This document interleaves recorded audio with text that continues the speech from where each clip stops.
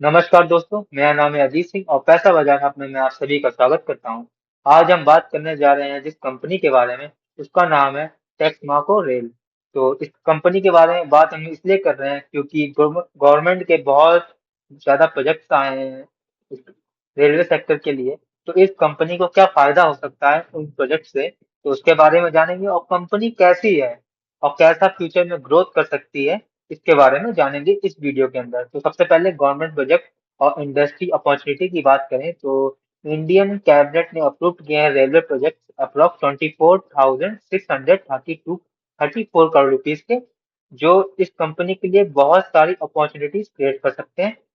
Government का M है increase करना फ्रेट मूवमेंट, मतलब कि माल ढुलाई का जो मूवमेंट है उसको इंक्रीज करना 3000 MT बाई 2027 से 2030 तक की।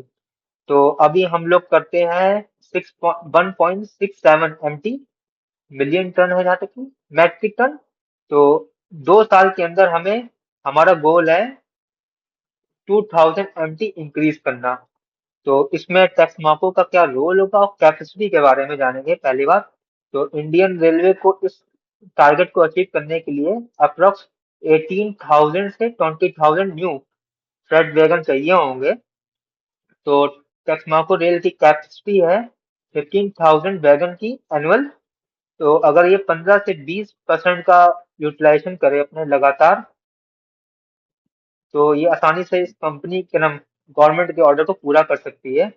और हम बात करें तो कंपनी एक की प्लेयर है नेशनल प्लान में, जहां पर 12 लाख करोड़ का जो गवर्नमेंट का प्लान है उसमें टेक्समाको ने पार्टिसिपेट किया है। 2.5 से 3 लाख करोड़ का ऑर्डर मिल सकता है इन्हें नेक्स्ट 4 से 5 ईयर्स के अंदर, ऐसा अनुमान लगाया जा रहा है। कंपनी के बिजनेस सेगमेंट की बात करें तो rolling stock, EPC, railway infrastructure, track laying, bridge signalling project, बहुत सारी चीजें बनाती है। और अपनी करंट कैपेसिटी यूटिलाइजेशन कर रही है 70 से 75 in rolling stock for Indian railway.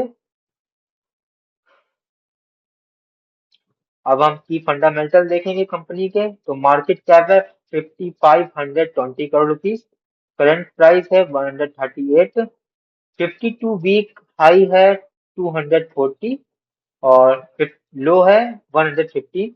Stock P है 25.2, book value 70, dividend yield 0.54। Profitability की बात करें तो return on capital employed 13.6, return on equity 9.09। अभी हम इन दोनों चीजों को कंपेयर करेंगे 3-4 साल से। फाइनेंशियल परफॉर्मेंस की बात करें तो 2021 में सेल्स थी इनकी 1689 और ऑपरेटिंग मार्जिन 7 था और नेट प्रॉफिट 12 था। ईपीएस कहें तो 0.44 पैसे था, जो कि 2025 में 5107 हो गया करोड़ रुपीस। और ऑपरेटिंग मार्जिन 7 से बढ़कर 9 हो गया, बहुत अच्छा है। नेट प्रॉफिट 12 था जो 2021 में, वो अब हो गया 249। ईपीएस जो 0.44 था वो हो गया 6.25। तो कंपनी ने स्ट्रॉन्ग ग्रोथ दिखाई है प्रॉफिट और सेल्स के अंदर, और मार्जिन भी कंपनी के अच्छे इंप्रूव हुए हैं। अब हम ग्रोथ रेट्स को देखेंगे। तो सेल्स ग्रोथ बात करें तो 3 साल के अंदर 41% सीएजीआर से ग्रोथ हुए हैं। प्रॉफिट की बात करें तो 3 साल के अंदर 128% सीएजीआर से ग्रोथ हुए हैं। स्टॉक प्राइस की बात करें तो पिछले 5 साल में 44% सीएजीआर से ग्रोथ हुए। रिटर्न ऑन इक्विटी की बात करें तो 9% सीएजीआर से ग्रोथ हुई है। प्रॉफिट में ग्रोथ बहुत अच्छी दिखाई है, लेकिन रिटर्न ऑन इक्विटी ने थोड़ा मजाक कम कर दिया हमारा, क्योंकि इतना अच्छा रिटर्न नहीं है 9% का। अब हम डाइवर्सिफिकेशन और एक्सपेंशन कैपेसिटी का बात करेंगे। तो कंपनी का प्लान है अपनी कैपेसिटी को बढ़ाना, ताकि वो फ्यूचर में होने वाली जो रेलवे सेक्टर की डिमांड है उसको पूरा कर सके। और स्ट्रॉन्ग प्रेजेंट करना फाउंड्री बिजनेस, फाउंड्री बिजनेस का मतलब ये होता है किसी मेटल को पिघला करके एक सांचे या एक आकार में ढाल लेना। तो हो सकता है ये कुछ और भी प्रोडक्ट्स बना सके इंडिया में और अपने आप को साबित एक्सपोर्ट करे। एक्सपोर्ट ग्रोथ की बात करें तो जो लास्ट ईयर हमने 5100 करोड़ रुपीज का रेवेन्यू किया था, मतलब कंपनी ने, तो उसमें से 500 crore rupees company export order को पूरा किया था, मतलब एक्सपोर्ट किया था। तो कंपनी का टारगेट है कि एक्सपोर्ट को 20 से 25% एनुअल ग्रोथ से आगे बढ़ाना। तो ये काफी अच्छा इनका टारगेट है। अब हम स्टॉक के एनालाइज करेंगे, कुछ स्ट्रेंथ देखेंगे। तो सॉलिड प्रॉफिट ग्रोथ हुई है 25.9% सीएजीआर से पिछले 5 साल में। कंपनी के फाइनेंशियल इंप्रूव हुए हैं, मार्जिन भी इंप्रूव हुए हैं। और कॉन्स की कमजोरियों की बात करें तो रिटर्न ऑन इक्विटी लो है अगर इंडस्ट्री पीयर्स से देखें। और प्रमोटर्स होल्डिंग घटी है 10% से पिछले 3 साल में।